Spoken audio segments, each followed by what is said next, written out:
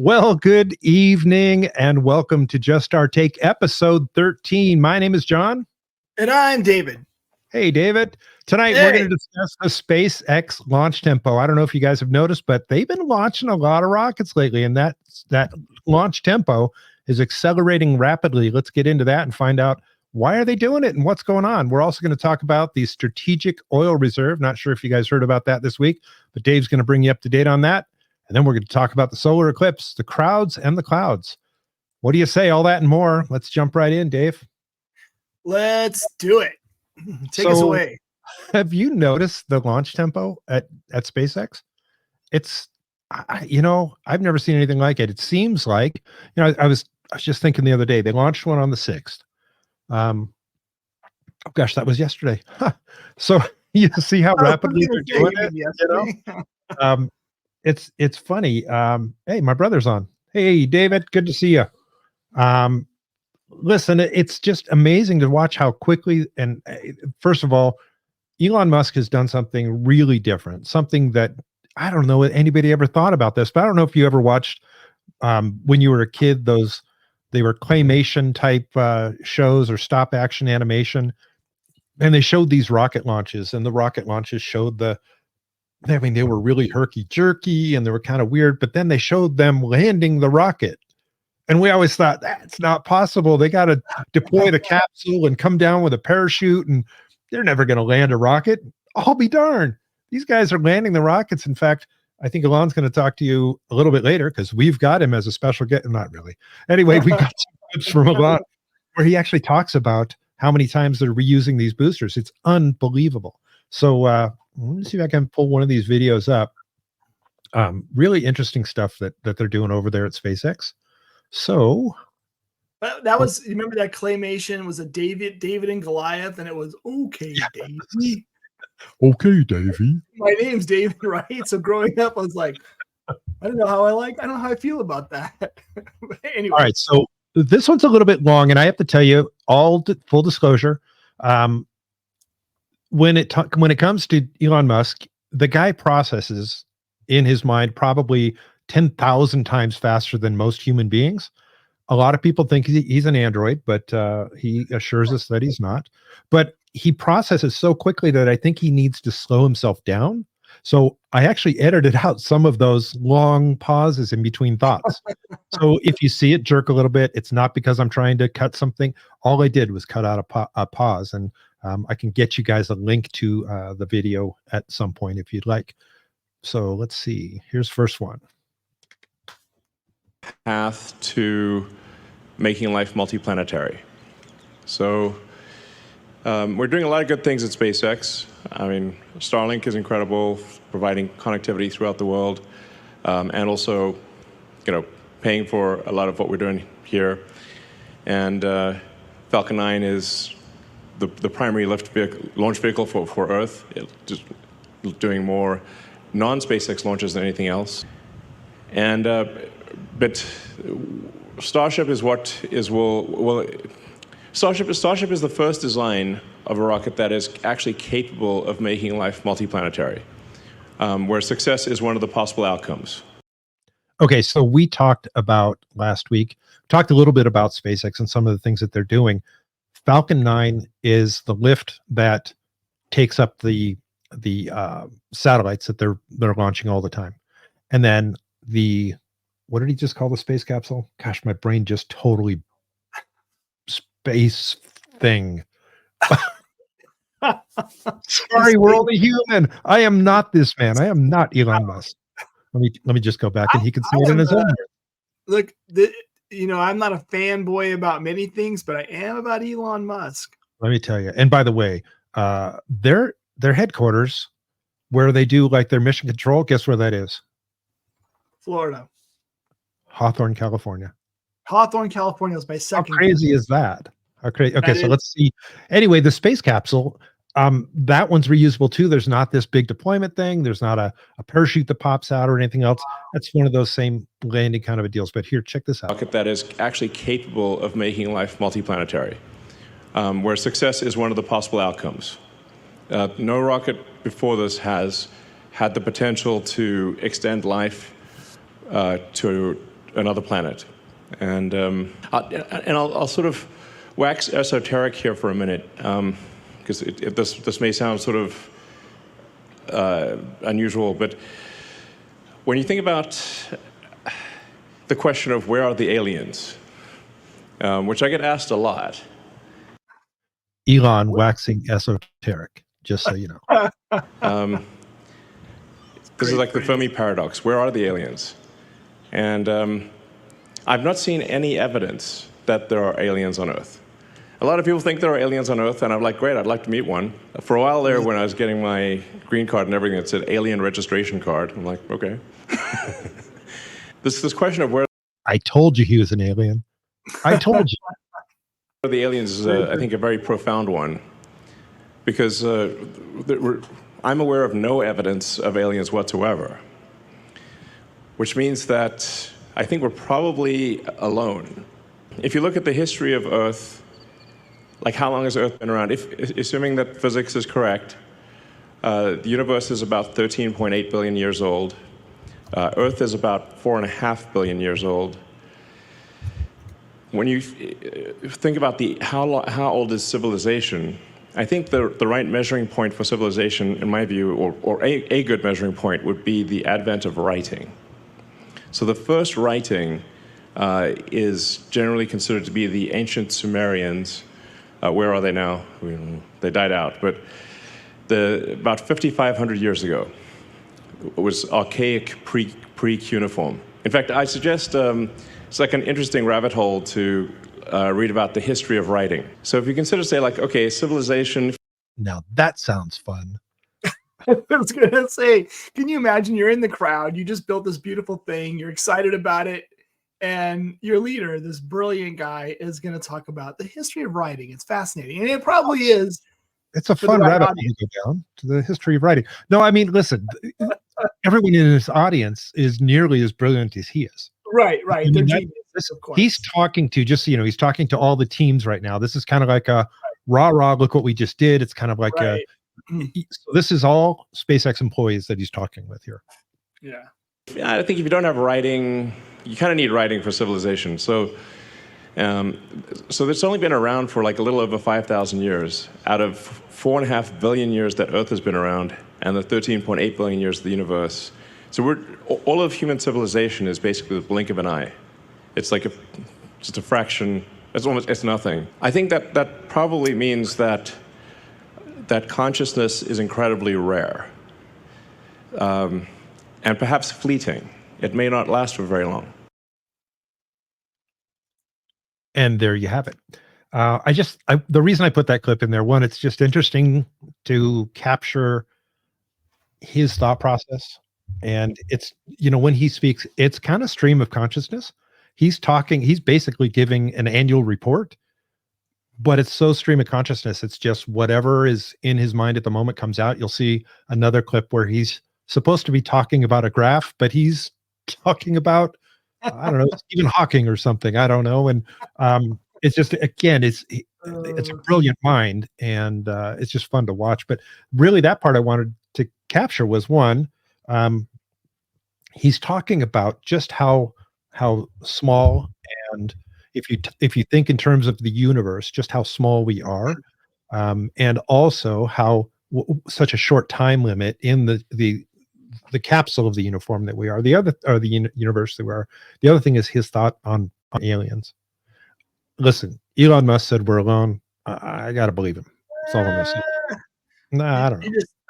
Elon said it, so it must be true. So on this last launch that they did on yesterday, they launched 21 more of the Starlink broadband satellites. So they've been putting up a ton of those lately. And one of the interesting things about the Starlink system is that they're not dependent on the ground base. So if, let's say, for instance, over in Ukraine recently, they shut down the internet, right? The people of Ukraine, the bosses shut down the internet. Well, SpaceX kind of diverted a few of the satellites over there so that they could have internet again. Kind of interesting, right? This may come up later in our conversation when we talk about the eclipse. But that said, interestingly enough, of all of those satellites that they launched up there, 6 of them were what they're calling beam service direct to cell phones. Only Beam 6? service direct. Sorry. Did you guys hear that? That was beautiful. I was taking a moment. Anyway, Okay, so first explain beam service direct, and then it's we kind of can the get same. in. It's kind of the same process as the satellites that they're putting up there for internet. It's not dependent on the ground base, so you can go cell to cell via satellite. You don't have to go through all the switches and everything else that we're going through today. The other thing is the speed. The speed is unbelievable. If you think about how high up they have to go, the distance they're traveling, this tiny little phone, right, is sending a signal up to a satellite and beaming it back down. And I want to say that they're able to get 7 megabits per second in transfer speed. That's Which is- reasonable.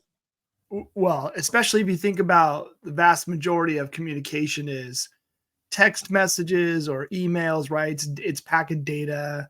And then, of course, voice, which 7 megs is plenty of bandwidth to handle But that. don't confuse, because Dave and I don't know if you guys remember this when we talked to you about when we first introduced ourselves. Dave and I were both in the cellular industry. So, and we were there. This is going to age us back when we went from analog to digital. So, That's right. a lot of things have changed. But anyway, so if you need that internet, we've got Starlink. Right. So if you need that super fast bandwidth, and by the way, they're seeing some ridiculous speeds on Starlink. But if you need that, you've got it. This is really more the idea behind this. The advertised idea behind this is if there is somebody out in a remote area and they don't have cell service, say you're in the backwoods of Montana hiking, you get lost. You can't make a phone call because there's no service. Well, wait, there is. That's the idea behind these. Yeah, I think it's an incredible breakthrough, and I'm excited for it. I do have plenty of friends who use Starlink. They initially started Starlink service as a backup because they are 100% remote workers, and actually have switched over to Starlink, and that's their only internet service provider now. And it's funny, a good friend of mine at work, he's down in Brazil, and he was telling me his story of just he has cable companies just like we have here, and he thought he had the right package, but it just constant interruptions. And his Starlink service there now is all he uses, and it's incredible. And so I think you bring that to our portable devices. Oh, it's an amazing breakthrough. Yeah. I have to, just before you move on too far, I do actually, I'm a little bit of a fanboy for Elon, and I say that because I don't really get starstruck over most people, but I just think he's brilliant. I love what he does, and I know he's incredibly controversial for all kinds of reasons, but my opinion is, I think when you hear him talk and you hear his core values and what he's about, 99% of the time, I just feel like, gosh, he's right on, and I just love it. I don't think we're alone in the universe, though. I think it would be pretty, just to be humble about this for a minute. It's a pretty big universe. There's a lot of other potential ways life could evolve across the universe, and I hope one day, we get to experience it in a good way. And I also think it's you stop and think about how we're just this moment in time, right? And it's funny because I'm even thinking about some of our other topics today, and we slow everything down to the current state because we're immersed in it. But if you really step out of the current state, it's a little philosophical, John. We are just this blip, this moment in time, and we're significant to each other, but we're insignificant to the rest of the universe and time as it moves on. Because when we're gone, and 1,000 years later, no one, it's like unlikely anyone's going to look back and go, "The Dave and John just our take." Remember that? Don't hurt me. Don't hurt me. Those are the good old days. I just saying, we're not Joan of Arc. We're more likely to be a tiny candle of consciousness in a vast emptiness, a vast darkness. I don't know. I think that's what you just said. That the civilization that we have is really just this very, very small candle in a vast darkness, and we just must do everything possible to ensure that that candle does not go out. Anyway, I think we can do it. So, But we need to move fast, because you just never know. I mean, there could be, at any given point, like Stephen Hawking actually, I believe, said that he thought there was like roughly a 1% chance in any given century of civilization ending. That was his rough estimate. I think it actually might be higher than that. So we just want to go there fast. So this is getting back to Falcon 9, back to reality.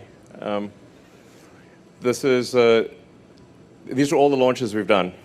And you can see how the cadence of launches has rapidly increased over time. Wow. I think people online have actually assembled videos showing every launch, and it just gets like crazy fast as you get to 2023. So we've done a 19th reflight. We're now qualifying Falcon 9 to be able to do 40 flights, and we're aiming for maybe as much as 150 flights this year. Wow. Incredible. Yeah. And again, my question is, and he just touched on it in the first clip that I showed you. He just touched on it. Most of those, I think he said like 60% are the Starlink. And then they have other contracts. So that's an awful lot of launching, and that's an awful lot of payload they're taking up there. There's another video that he talks about the amount of payload and the volume of payload, and he's taken a whole lot of stuff up there. Elon Musk and SpaceX basically is the United States space program right now. It is the U.S. space program. And was it it's his platform that had the tourists, right? Space tourism, wasn't it? SpaceX yeah. So $10,000 or $100,000. There's like 3 of them out there. There's another one that was from Virgin Flight, Virgin Space or something like that. Yeah. But I think he's going to get in trouble with some of the other folks getting swept up into that island thing. I don't know. I've just heard about that. Virgin Atlantic, or Virgin, yeah, whatever it is. Hey, so but I mean that's a real thing. You think about how much how much they're doing this. They're obviously getting better and better at it, to the point where, the basic stuff, launching a ship and having it return safely, seems kind of easy. It's like putting on your shoes. The idea of I'll say affordable. I'm not qualifying that to mean affordable for me, but affordable space tourism seems like it's not that far away from being pretty common for. But that's not what he wants to do. If his goal, and the reason that he's doing all of these satellites and everything, because that pays the bills. Yep. And he even talked about that. He talks about how that is the moneymaker for him. His goal is to be a multiplanetary species. Right. Not interplanetary, multiplanetary. And I'll make sure that you guys get this link. If you follow us on either X or on Truth Social, we're Just Our Take or Just Our Take Show on either one. Those links are available for you on our page on Rumble. But if you follow us there, I'll make sure that I post it there. The link to this full video. Some of it gets a little bit brain, knocking, but the guy's just, yes, he's brilliant, but he also has some really interesting ideas about where he wants to go and how he wants to get there. And by the way, I think a lot of people doubted him when they said, yeah, I'm going to launch and recover a booster, and I'm going to reuse that booster 40 times. He's done that and more. Also, the current spaceship that they have is small compared to the one that they're building. So just so you have that. I think it's great. I'm excited for it. Advances space travel. And yes, I think his ultimate vision is what you stated, right? So, our species can survive on multiple planets. I'm excited. I don't know that in our lifetime we get to see how far that advances. It'll advance to some degree, but does it happen in our lifetime? I'm not sure. But the technology to advance that will happen in our lifetime. I was just thinking about the fun side of it, that maybe we could, go experience some zero gravity. He's all business. Unless it makes money to get him to Mars, because that's where they see the next human outpost is on Mars. So here's just a graph that shows you the current launch tempo and what they're expecting for 2024. As you can see, it's the last 3 years have just been astronomical. Sorry for the bad pun there. See what you did there. So I think that we're going to talk a little bit about some of my theories when we talk about the solar eclipse, but that's what I got on the SpaceX thing. They're Love rapidly increasing. They're sending not just satellites for you to watch TV or to use your computer. They're doing cell phone stuff too. And that's what they're advertising. They're doing other things too that you and I will never know about. I cannot wait for that. I think it's fantastic. I'll be an early adopter. I think you have some of that in your iPhone now, though, don't you? Or is it maybe just an emergency situation? There's some technology that's already available to you today. Well, I do know that he's partnering with T-Mobile on the stateside, in the T-Mobile in the U.S. and Rogers up in Canada for that direct to cell. So pretty interesting. Good. Let's bring it. I love it. Do you want to talk about? Well, I love it. That's a great topic. And anytime you bring up, again, I'm a little bit of a fanboy. I admit that. So I hope I don't irk anyone out there. But that's my take. You want to talk a little bit about our strategic oil reserve? That's a fun topic. Let's do it. You know what? It is fun, actually. It's funny. Well, it's not really funny if you stop and think about it. Here, let's start with a couple clips just to get the mood going.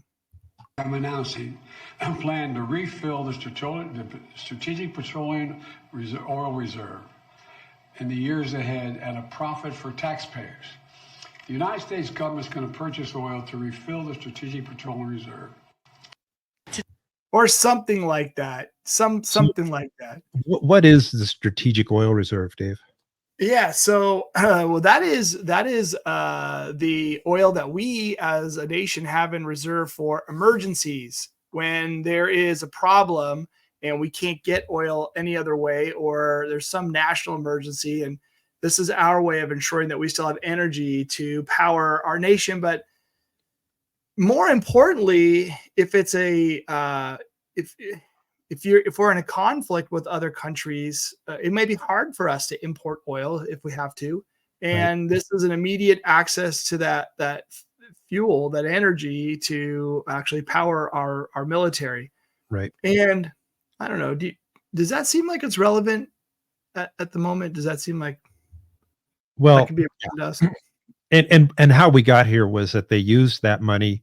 They used the strategic oil reserves to flood the market to try to lower the prices, but it was a temporary fix at the best. It was a temporary fix. We're now down. I was looking at a chart earlier, which I don't want to bore everyone with charts and graphs and numbers, but I will say this, although I might do it later in the show. I will say this. We're at a 40-year low, I think it is. Maybe we're closing in on, I think it's just over 40-year low in terms of how much oil that we have in reserves.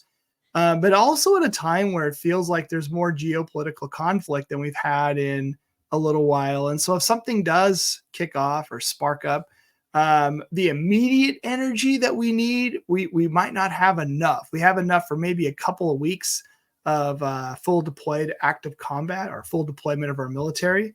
That's not a lot. And it takes a little while to ramp up the oil drilling machines. You can't just flip a switch and there's oil.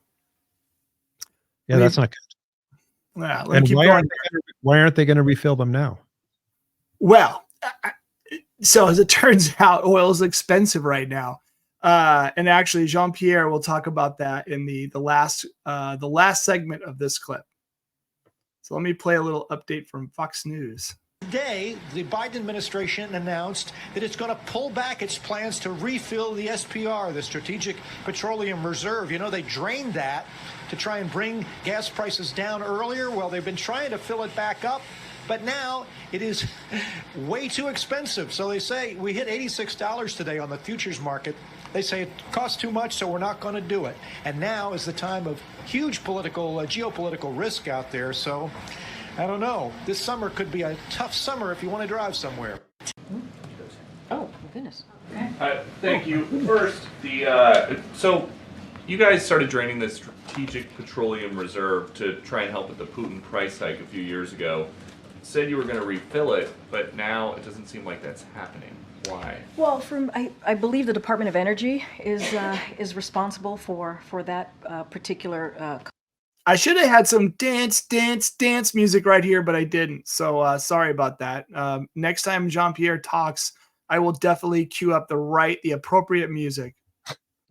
Responsible for that particular component is refilling that. So I would refer you to the Department of Energy. I know there were certain components to that and how they were going to move forward in refilling it. They would have more specifics on that for you. Okay. And Um, dance. Okay, I'm just saying.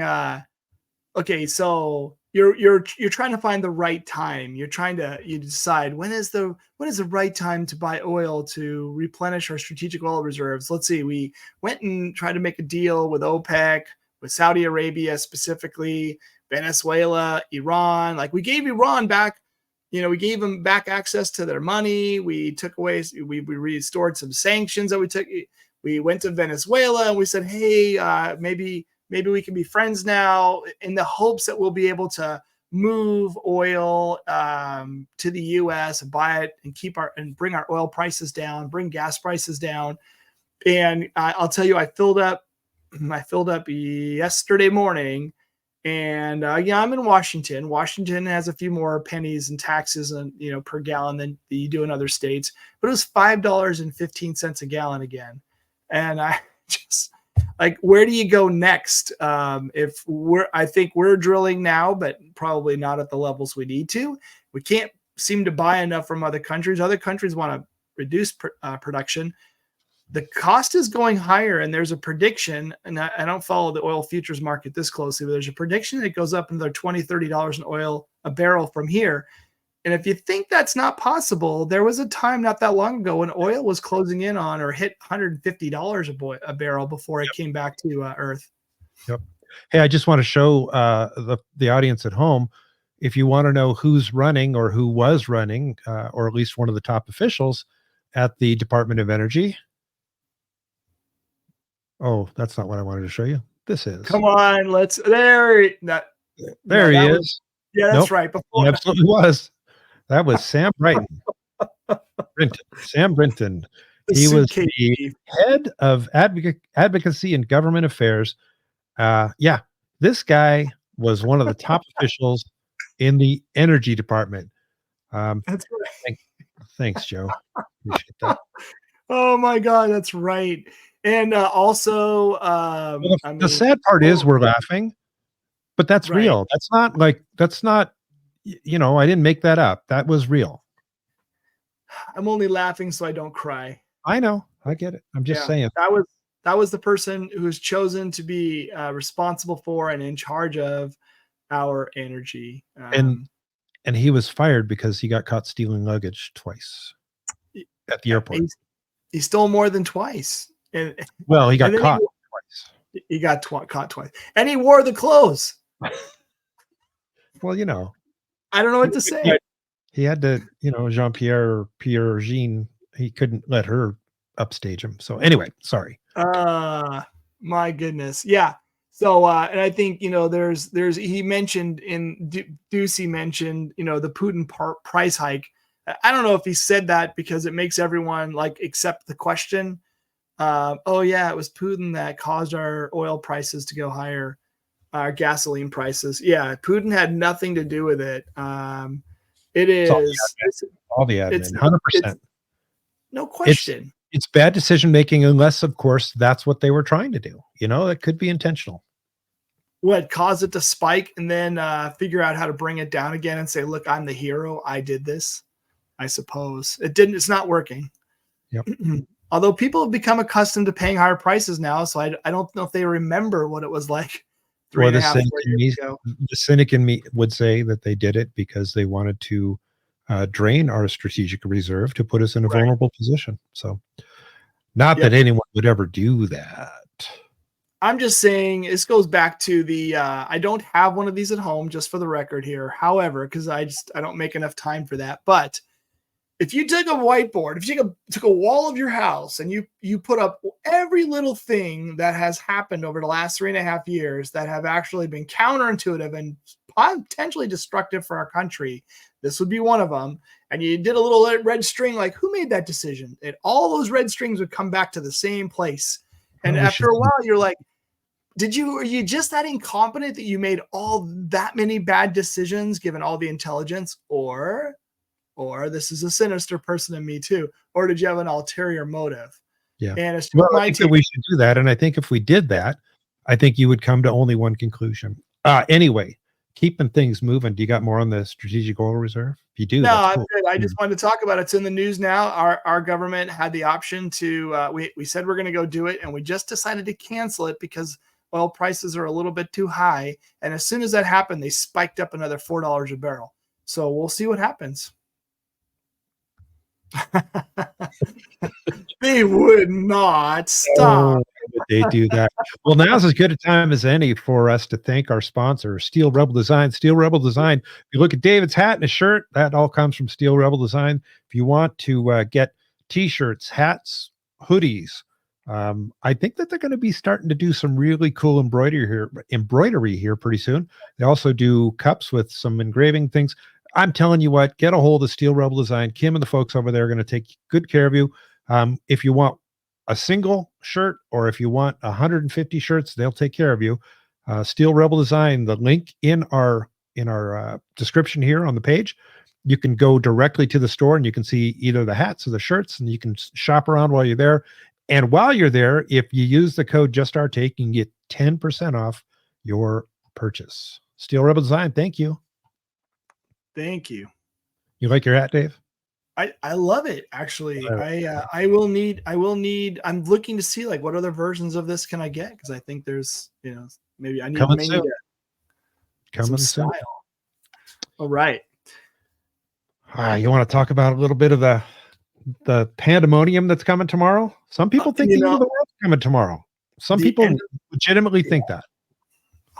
I mean, National Guard's out. Got my car filled with gas. I've got water and food for 6 months or 2 weeks. I forget what I was supposed to get, but I'm ready. This one. Let's take a look at this one. Passes unanimously. A month away from the April 8th solar eclipse, Travis County issues a disaster declaration. Officials expect to see big crowds, traffic, and a strain on first responders, hospitals, and roads. That's what we're trying to put resources in place for, to direct traffic, extra law enforcement on the streets out in those areas, extra signage, working with Waze and Google to try to pre-identify and map routes that people can take safely into and out of the area. Private property owners in unincorporated areas are required to let the county know if they plan to host a gathering with more than 50 people. Did you hear that? The last part where if you're going to have private property owners are required to get a hold of the county and tell them if you're going to have a gathering of more than 50 people. For what? Just check for what? So first responders can prepare accordingly. We're making that declaration today. It's going to be in effect until the 8th because we're requiring that registration and those other measures until the 8th. The court ratifying that today will keep it into effect. Del Valle ISD announcing Friday they're canceling classes on April 8th, joining these districts that will close that day. Other districts like Austin ISD are using the day as an educational event. The county says there are no plans to close roads. Some parks require reservations and many are already filled up. We want to make sure, even when we were talking specifically around potential challenge points going into and out of the parks, the goal is going to be to keep the traffic moving as free flow as possible. Hays County is closing their county offices that day, except for public safety ones. No matter where you are, leaders say avoid non-urgent appointments that day. Stock up on groceries and gas beforehand, and download the What 3 Words app to make it easier for first responders to find you. We expect to have a nice, perfect day with a nice, perfect crowd, and but we're going to be ready if it doesn't turn out that way. The What 3 Words app. Don't forget to download the What 3 Words app. You got to be able to say them first. What is that? I don't know. It's an app that divides the world into 3-meter squares and gives each one a unique 3-word address. Okay. But sounds like I never heard of it myself. I mean, Now I that that's wonder on your phone, we know exactly what 3 meter square you're in. exactly. Also, we can read lips, so we know what you just said.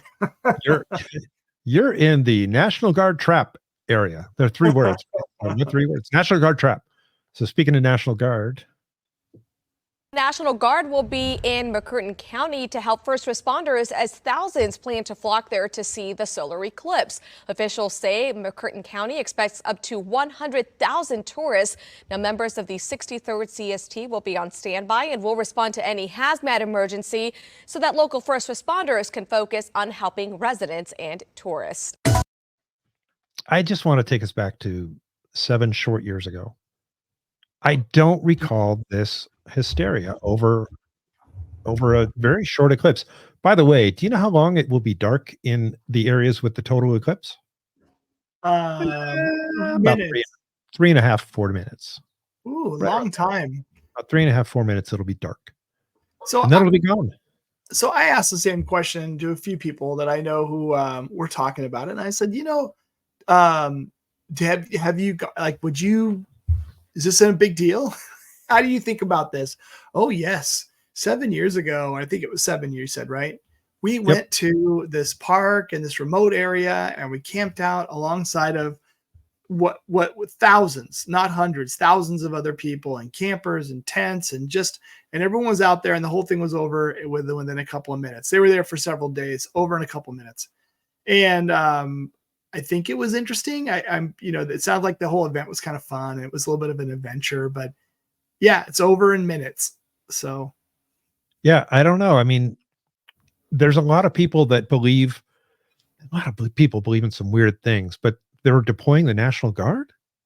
right. Well, okay. So I was a little bit skeptical about the what's all this overreaction. It's a very dramatic reaction. And then the more I started to hear about crowds, people planning just to descend on these areas, and okay, I sort of kind of get it. I don't understand closing schools unless you're saying the areas where the schools are, there's going to be so many people there that it's going to clog the streets and you can't come get your kids. I don't see that happening. But Okay. you might have a hard time getting gas. Go back for a second. Yeah. Make sure you have a full tank of gas, because Yeah. this 4-minute event might Right. cause you to run out of gas. Right. Make sure you stock up on food, water, and supplies. Right. Make sure your medicines are all up to date. What? Why? Get your vaxes done early just in case. What? I mean, those things just don't ring true to me for what they're saying it's going to be. It's way overkill. It feels like Okay, it's way overkill. Let's see what our good friend over at MonkeyWorks has to say about this. We always can rely on this guy. He's I great. love that guy. MonkeyWorks, if you haven't seen him, go on. He's on YouTube. I think he's on Rumble, but you definitely got to check out MonkeyWorks. He does some really great work. I'm going to talk specifically about this eclipse coming on Monday. Now, if you're in the area of this path and you see red or yellow, that means that you are not going to see an eclipse. Wait, what? What? What? Back. Okay, so it starts down here. This is Mexico. Oh, you guys can't see my mouse. Doggone it. Mexico's down there at the bottom.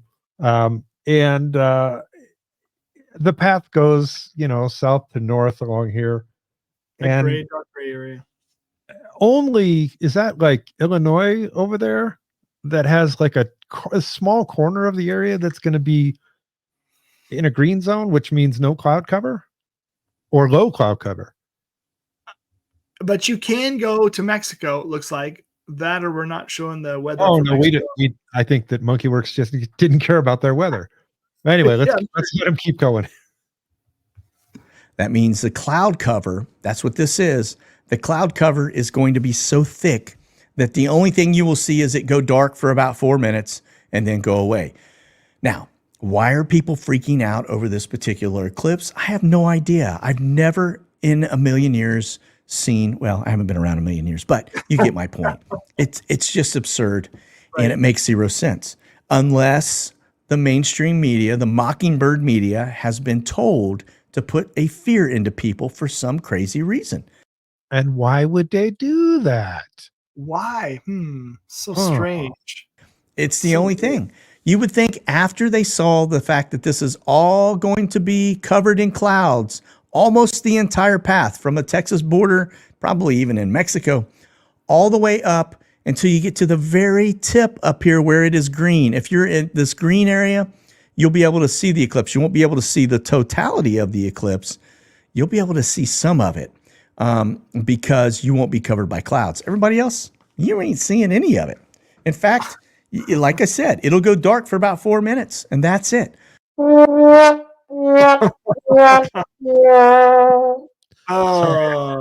what a bummer.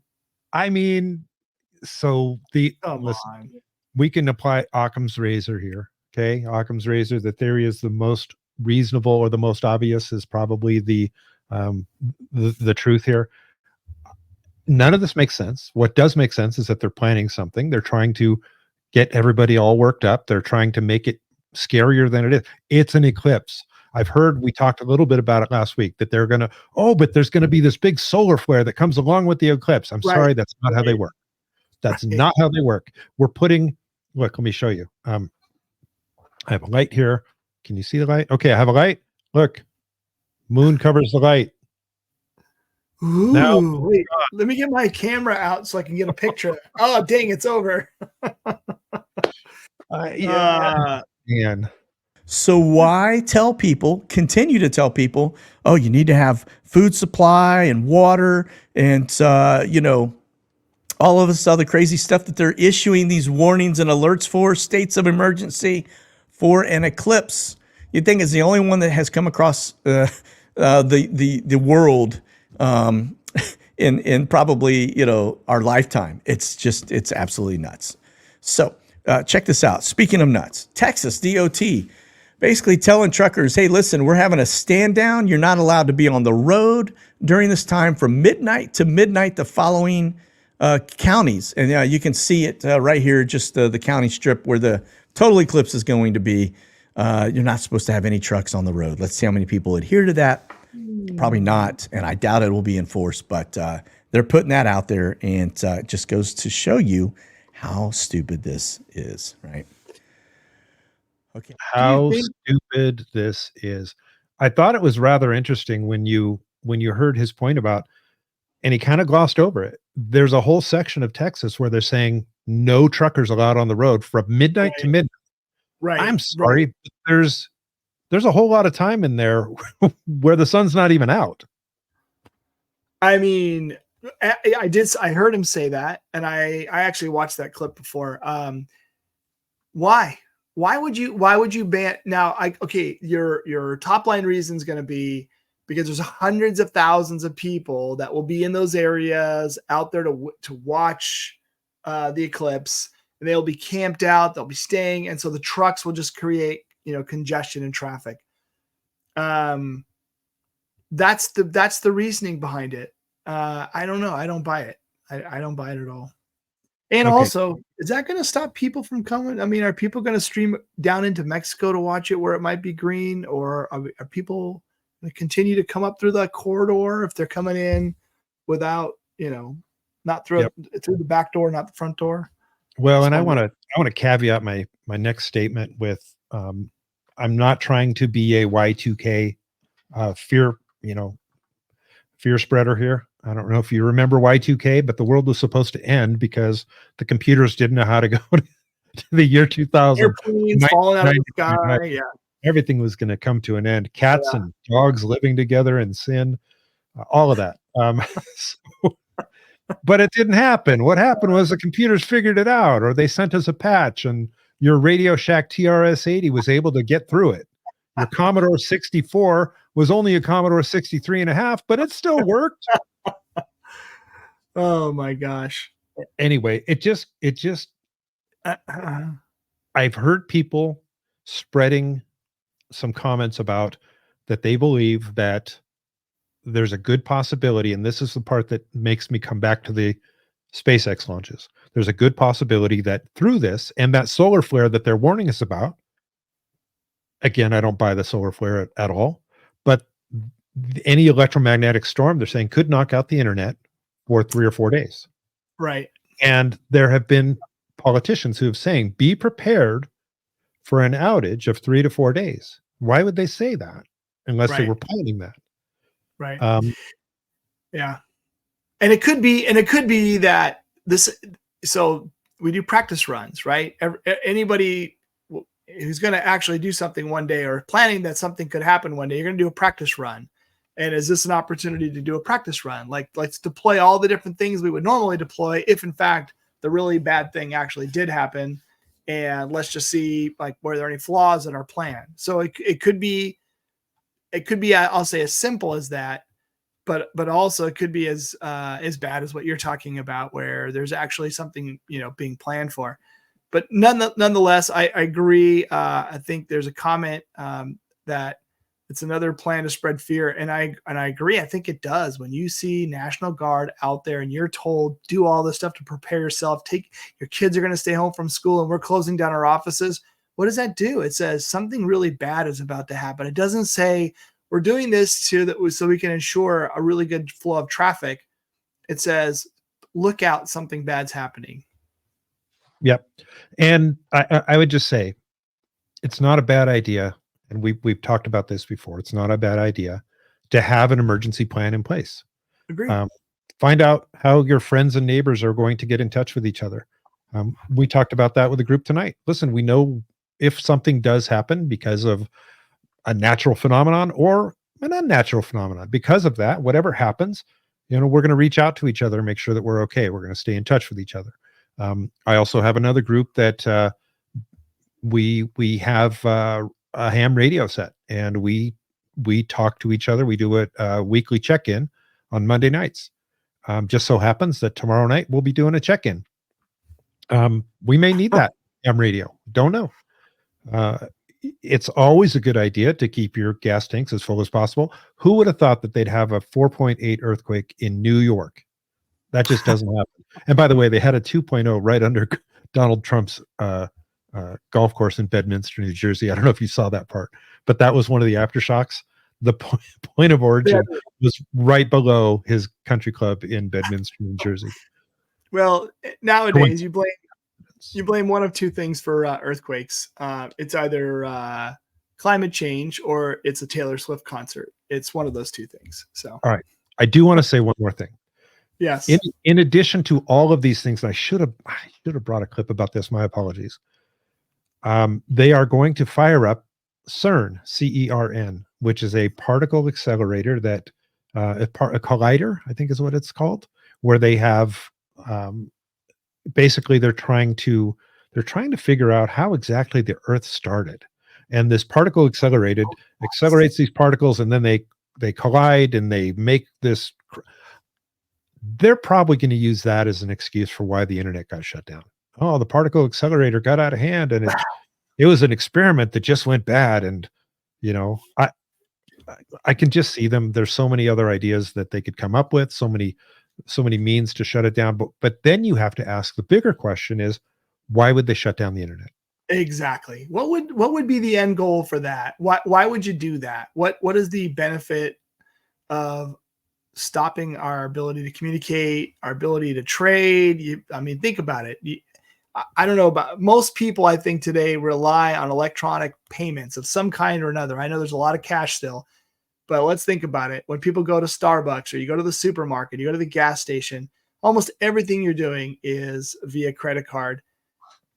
So if you shut down the internet, all of that goes dark. And maybe that's a good reason to stock up on all of those. Well, I think if nothing else, it would be a great lesson learned for all of us to how dependent we are on the internet. I think if we actually, stop for just a moment and looked at all the things that go through the internet. By the way, your cell phones are dependent on the internet. 100%. So how many people got rid of their home phones, that 2-wire phone? Not many people have those anymore. So there's a lot of things that are totally dependent. By the way, your banking, all dependent on the internet.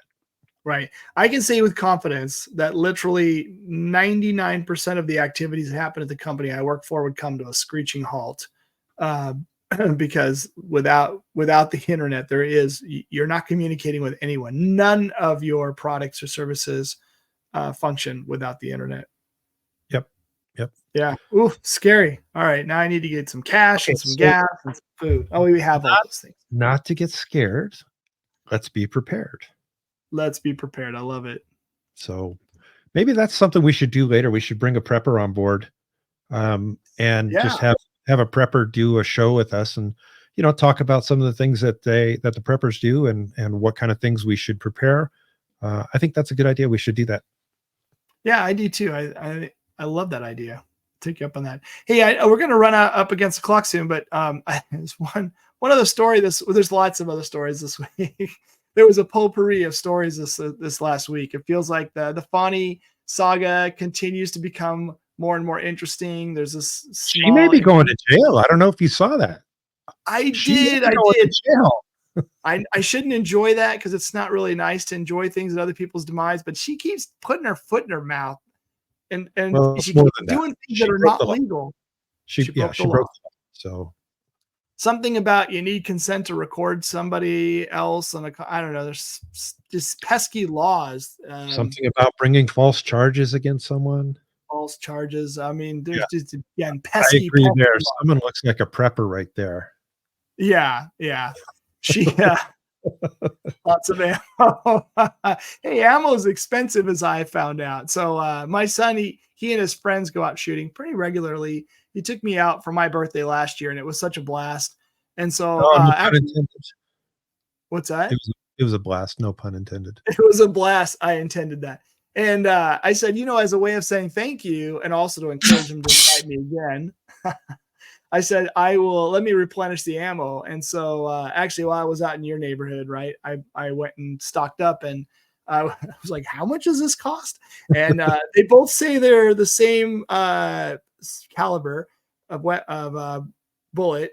You could tell how versed I am in ammo. Why is this one twice as much money and has half as much product? Better Anyways, boom. Better boom for the buck. yeah, I learned. Anyways, my son was very excited, and he did invite me out again, so it worked. So just the cost of admission is buying the ammo, I guess. But anyways, yeah, we'll have to stay close to the Fani thing, because if she does in fact not resign by noon her Eastern time tomorrow, potentially there could be I don't know, charges or a lawsuit. Anyways, she'll be held accountable for breaking the law again. Yep. So that'll be interesting. There's a bit of. Oh, go ahead, John. Go ahead. Nope, you got it. No, I was going to say there's other stories out there that we're going to have to pick up on. There's this impeachment thing that's it's happening, even though there's not a lot of news that you'll see about it. But there's a whole bunch of testimony that's occurring right now, and some hearings that could be really interesting. Although our Speaker of the House did make a comment that someone interpreted to mean, can we just move on from this? It's probably not going to go anywhere. It's kind of old news. We just need to move forward. And if in fact that's what he said, and I don't know, that doesn't sit well with me. There's also another big move in the Senate. I don't know if you saw that, but we had a Democrat that left the Democrat Party and joined the Republican Party. What does that do to the numbers? Oh, who was that? How did I miss that? Yeah, well, how about we talk about that on Wednesday's show? I think there's going to be a lot of things on Wednesday's show that could come up. Let's do a follow-up on this, on the eclipse. If something does happen and the internet is still up, I will live stream on Monday afternoon. Dave, if you can join us, that'll be fun. You can get StreamYard on your phone, so it might be fun to see from the town of the Emerald City. The Emerald City, yes. It might be interesting to see what the Emerald City does in the midst of chaos. Again, if there is an internet available. Also on Wednesday, let's talk about Fani. If there anything, Fani. Let's talk about balance of power again. Balance of power is going to be really big. I think, and I could be wrong, I think if there is something planned for something going on, they're trying to keep us from hearing about some big news this week. Listen, we're going to get it to you anyway. We'll find a way. Yes, absolutely. And look, I I have a little segment that I plan to talk about the jobs report, but since we're at time, here's what I'll say. Um, Jobs report. This is the dork in me that follows the economy, because I feel like most of what happens, most of the decisions that are made are economically driven. And and when you start to look at just the decisions that are made by our administration and the havoc it does to our economy, even though we say on the surface 303,000 more jobs, this is the best president ever, then it only takes about another 15 minutes of looking to see that what it consists of we is all part-time jobs. You literally saw a decline of full-time jobs month over month and year over year, and it's pretty dramatic. And all of the job growth, I mean all of it, is all part-time, and the number of people that are working multiple jobs continues to grow month over month, year over year. And I'll save a little bit of that for our next, either the next show or the one after that, because we'll see more jobs reports. But I just feel like it's good to do a little due diligence when you hear the economic news that comes out, and it makes it sound like things could not be any rosier. Bidenomics, maybe it really is working. It doesn't take a lot of extra work to go dig down one layer and learn actually our deficit spending still completely out of control. The jobs growth is literally all the part-time workers. And if anyone paid attention to what happened in California, April 1st, right? We talked about this last week. Minimum wage went to $20 an hour. And what are we hearing? A nonstop barrage of stories. And I don't mean from Fox News. I mean from all over the place, of layoffs, of smaller businesses closing, of the parent company buying some of the franchise businesses back into the parent company, because franchises are owned by medium-ish size entrepreneurs. So the part-time jobs are actually shrinking also in California, and those are the only jobs that people are actually getting at the moment. And so, Well, and you saw what happened with 99-cent only stores. 99-cent only stores closed. Yes, after trying for years to try to hold on, they just finally couldn't do it. Yep. So all that and more on Wednesday show, episode 14, 8 o'clock Mountain Time, 7 p.m. Central Time. I think it's going to be a fun show then. And I'm working on that guest. We still have that educator that's going to come talk to us about that unique style of education that they're doing, and the new school that they opened up. I think that's going to be a fun one. We're just nailing down some of the specifics about that. I also have a longtime LA Sheriff's deputy that wants to spend some time with us and talk a little bit about that. So that'll be a fun guest as well. Listen, we have a new email address.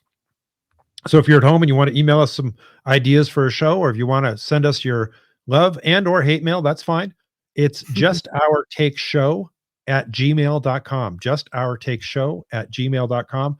Send us a note. We'd love to see it. Even if it's I hate you, John, I can take it. So I'm going to close us out with a fun little promo from SpaceX. By the way, you're a geek about Elon. I'm a geek about SpaceX. It's just cool stuff.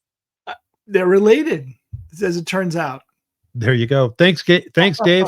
Thanks for everybody joining us tonight.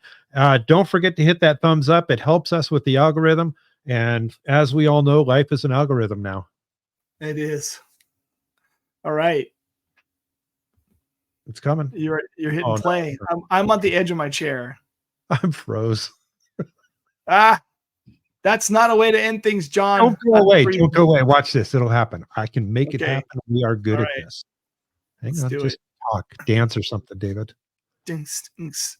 I know. I'm not kidding. For the next time Jean-Pierre speaks, I'm going to have some cool dance music behind her. Because, she's just weaving and bobbing and bopping. And all right, John's gone. I'm sure I'll be back in a minute.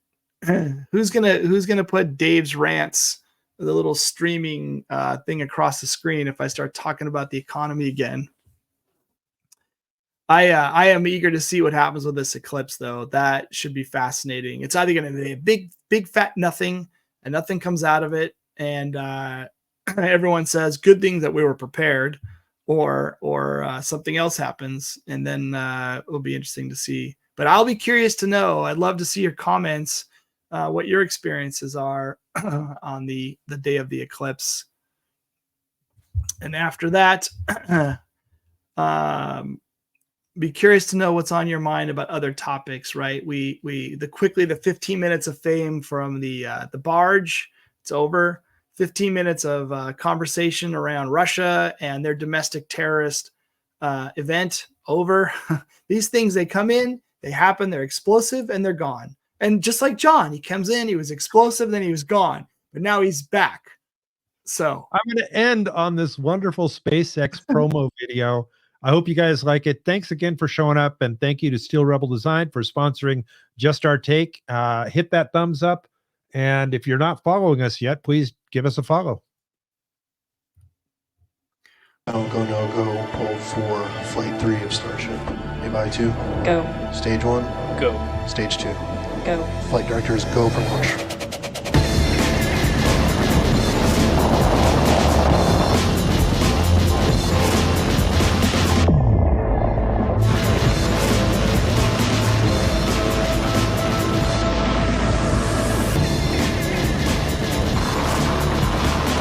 We have liftoff.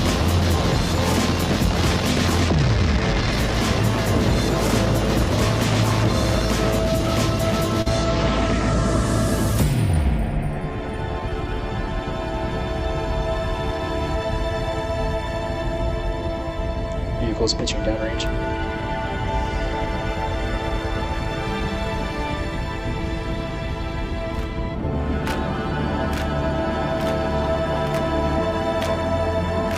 Execute.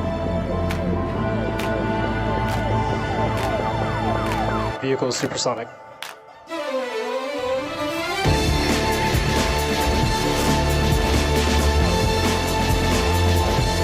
Stage separation.